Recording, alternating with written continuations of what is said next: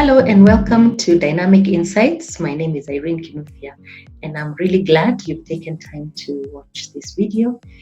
I've been working a lot with people, especially leaders of different organizations.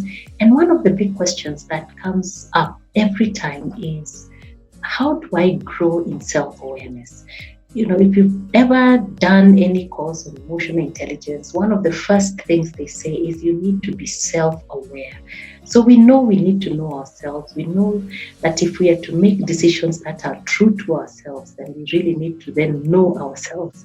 And it's almost impossible to manage what you don't know. So if you don't know yourself, how then can you manage yourself, right? So I'm going to look at 3 simple steps that can help you to become more self-aware. They are very simple, and if you actually carry them out, you'll be able to get really good at just knowing yourself, or at least being aware of situations where you have an opportunity to get to know more about yourself. So here are the 3 simple steps to self-awareness. The very first one is personal reflection. Looking at yourself closely in the mirror, as I would say.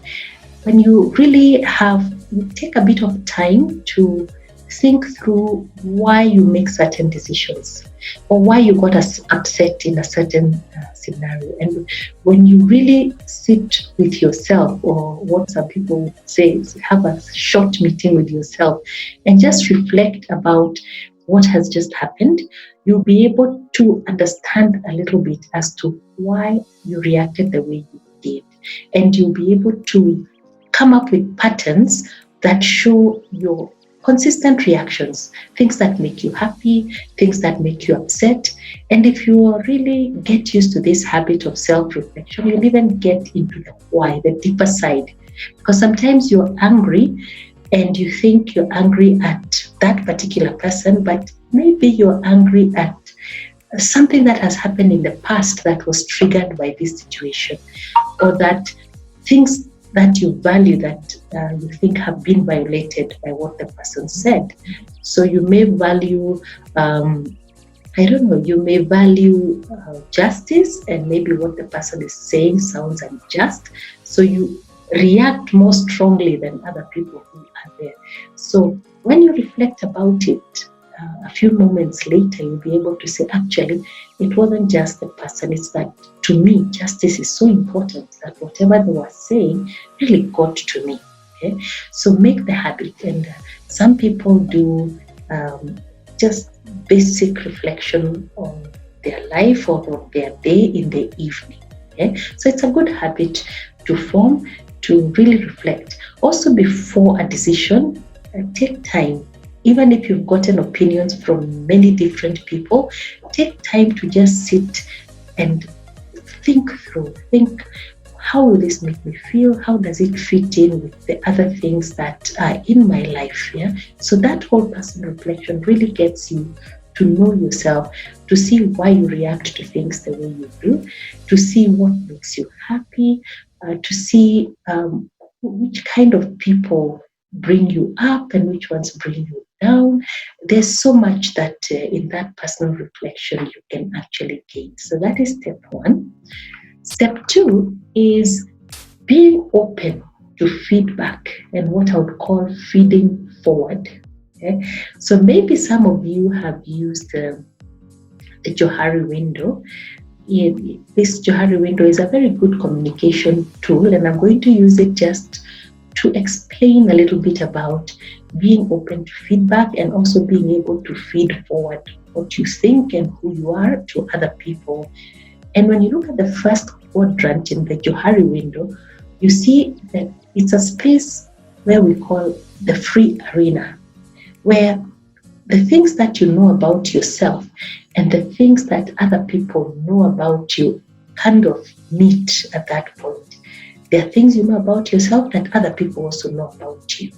I wonder how many of your life, how much of your life you can actually say is in this open arena where I know about myself, whether it's good or bad. I know I'm confident, other people also know I'm confident. I know I'm a good speaker, other people also know I'm a good confident speaker. I know I value justice, the one we talked about earlier, and other people know I value justice.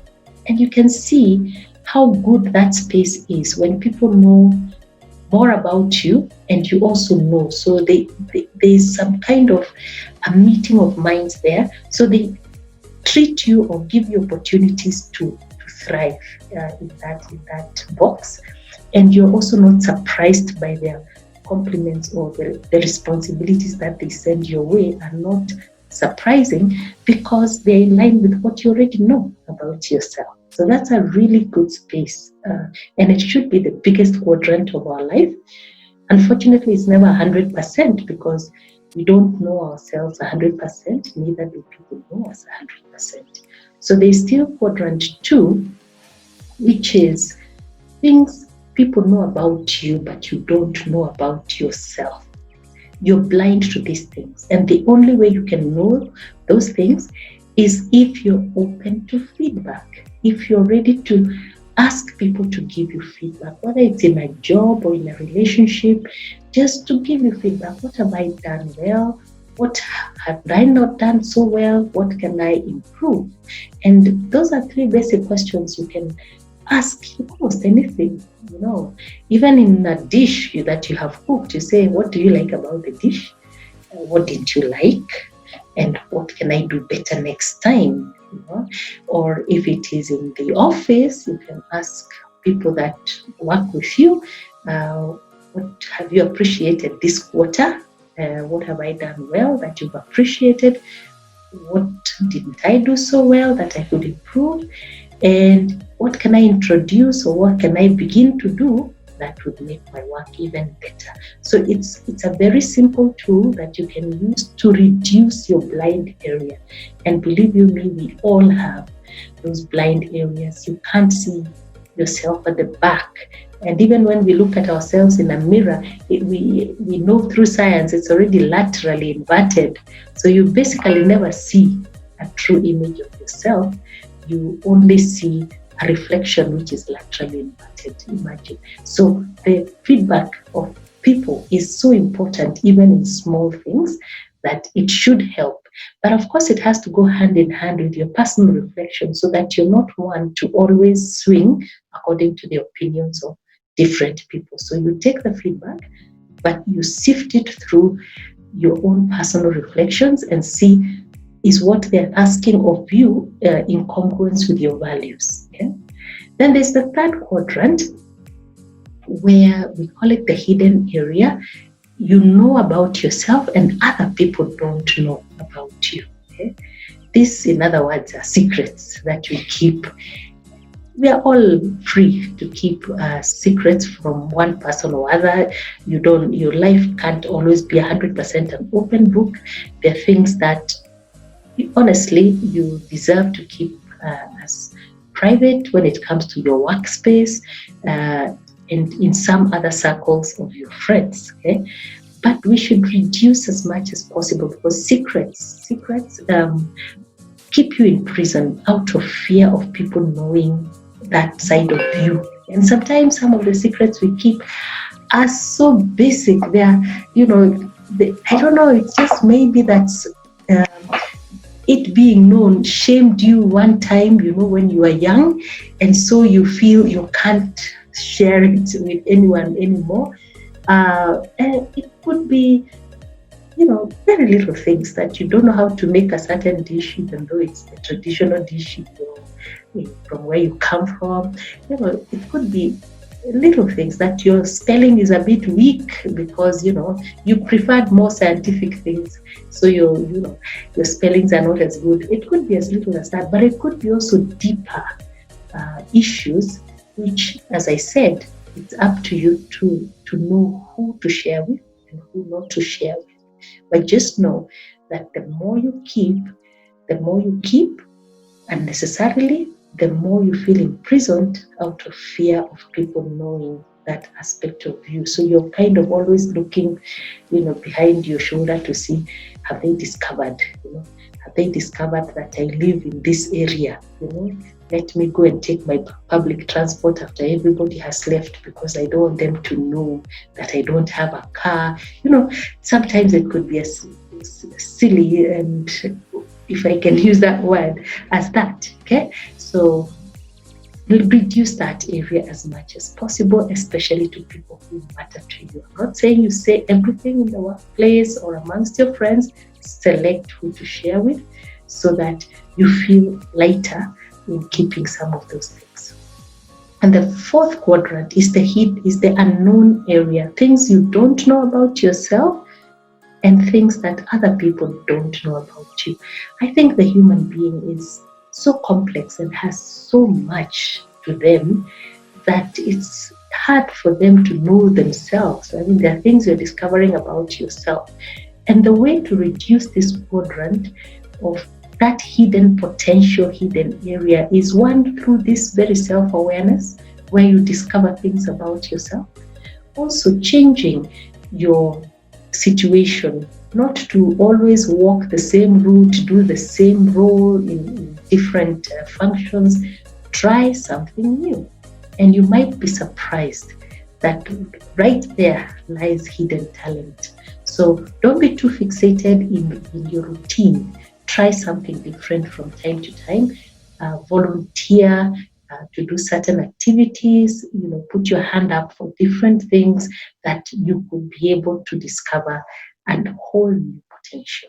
So this, you can see, is both you get feedback, but you also feed forward by sharing, by telling people more a bit about yourself, and in sharing that and getting people to know you and you getting to know how people view you really, really enhances your self-awareness. And the last step that we are going to look at is taking online assessments. There's several types of assessments that people take, and they kind of tap into your subconscious. They look into things that are not so obvious in your mind. And they also provide you a readiness to change. By giving you that enlightenment, these assessments encourage you to change, to see the dark areas that you haven't. It's like putting a spotlight in your life, in your inner self, and you're able to see a few more details that you may not have seen through reflection. And it also supports your motivation. It shows you kind of where you've put your limits and whether you would like to push beyond those limits. It gives you that readiness and that clarity. But there are 3 types of assessments, so it's good for you to know, so that you don't take the same type every time. And you keep saying, "Oh, this one is just like the other one. The results are just a bit different." Sometimes it's just the language. So the topology model that is the most common is getting to know your temperament. And there's a lot of controversy about this, but quite a number of psychologists say temperament is about 80% hereditary. So you have somehow, it was imprinted in you even before you're born. So you grow with it, you manage it, but it kind of is fairly stable. But you manage it. You need to manage it, because it's like, you'd say your height, you can't quite change it, but you can manage it. If you're very tall, you don't sit in front of everyone in a cinema. You manage it by sitting in a place where you will not be an inconvenience to other people, but you're not going to shorten yourself, you see. So it's that kind of thing where you have it, you can't change it too much, but you can manage it, and you can build character around it. You can build traits that support your temperament. Then there's the other kind of assessment, which is skills and abilities. These are coachable and trainable. These are the kind of things that maybe in your workplace they would say, what competencies do you have? And if you're short of the mark, you can be able to go in for training or be coached around those competencies. And the last type of assessments are your interests and values. These are usually harder to tap into, but they kind of show you what gives you satisfaction. And they're used a lot in managerial space where they're looking at should you go in the line of being a specialist in something, or are you better in managing people? All of us have different interests and different values, and that's why some of us thrive better as entrepreneurs and others are better in management or corporate positions. Yeah. So those are the 3 steps that I wanted to share with you. They are very helpful in getting yourself to be more self-aware. Leave a comment below. Tell us if there are any of those that you have used before and how it has worked for you. Thanks for watching.